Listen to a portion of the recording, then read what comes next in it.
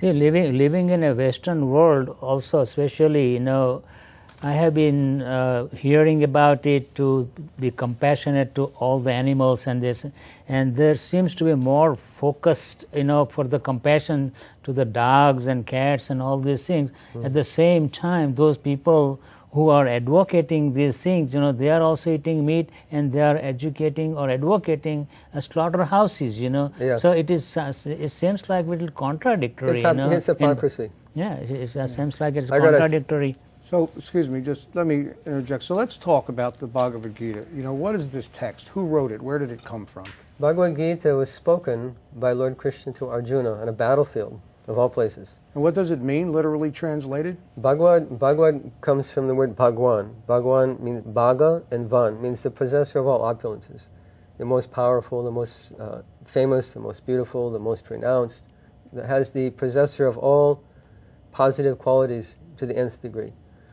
And Van means that person who possesses. So Bhagavad-gita means the song that was spoken, or the song that was sung by Krishna to his disciple Arjuna 5,000 years ago on a battlefield. Okay, so this was actually spoken by God, Yes. not an account of something that happened. These are the actual words. It says Sri Bhagavan Uvacha. Uvacha means that Bhagavan or Krishna spoke these words. And the verses are very lyrical in nature. It's almost like a song, poetic. It's very poetic. And who wrote the Gita? Who wrote it down? Yes. It was written down by Veda Vyas, who's the literary incarnation of Krishna, who gave us all the Vedic literature. The Bhagavad-gita is just one section of a larger work called Mahabharata. It's one chapter, you could say, Mahabharata, which is just one fragment of the information we have available in the Vedas. Srimad Bhagavatam is there, Chaitanya Charitamrita, the Itihatas, Upanishads, Vedanta Sutra. It's an expansive body of literature just to try and understand who we are and what our relationship with God is. And with all those books, we don't say, this is all there is to know about God. This is one difference between our theology and Christian theology, for example. They'll say there's just one book. If it's not in this book, it's not there. Yes.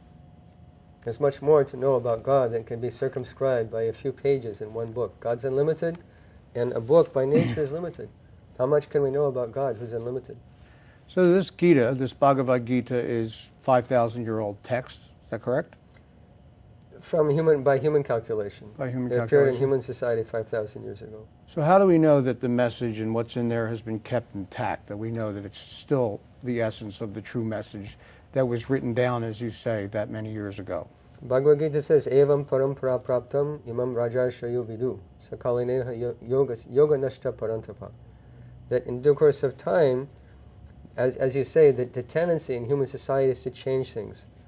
Well, it's not really like that. And we see that specifically in the Bible, actually, where entire texts have been removed, entire Gospels have been removed. The Gospel of St. Thomas, for example, is completely removed from the Bible.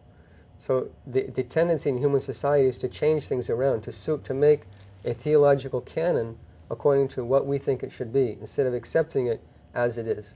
So we present this Bhagavad-gita, you'll see in the title here, Bhagavad-gita as it is. As it was spoken to Krishna, to his disciple Arjuna, from a 100% pure representative of the Lord, in the personality of A.C. Bhaktivedanta Swami, who presented the Bhagavad-gita, not A.C. Bhaktivedanta Swami Bhagavad-gita, but Bhagavad-gita as it is, spoken to his disciple Arjuna on a battlefield 5,000 years ago. See, Sarva-drk Prabhu, I have heard about another viewpoint. When Krishna comes, to this planet, he brings his all associates with him too, because that is called, what is it called, Leela or something like that, Yes. in our Vedic literature. So all the people, Arjunas and Bhishma Pitamaha and all those things, they are like a dramatists, they come and play the different role. How do we understand relationship to the Bible? Because it seems like it goes a little bit deeper sense of understanding on a spiritual point of view. Well, Lord Jesus Christ also had his associates. He had I his see. Okay, apostles and disciples, and also had people he taught. Oh, okay. So in a similar way. Because if the message is valuable, it should be taught. Jesus Christ had a very valuable message. He said, they asked him, the Pharisees and the Sadducees were very envious, frankly, of his popularity. And because Jewish law was so intricate at that time, they asked him, what is the most important commandment? Thinking that it will embarrass him. So these Pharisees and the Sadducees were like our caste Brahmins in India. They occupied an official position, but had no innate spirituality. Where Jesus Christ was a personification of love and service to God. So they asked him, what is the greatest commandment? So instead of trying to think, what does Jewish law say? He answered in a very specific way, in a very wonderful way. He said, thou shalt love the Lord thy God with all thy soul, with all thy heart, with all thy might. This is the first and great commandment. The second is like unto it, thou shalt love thy neighbor as thyself. On these two commandments hang all the law and the prophet.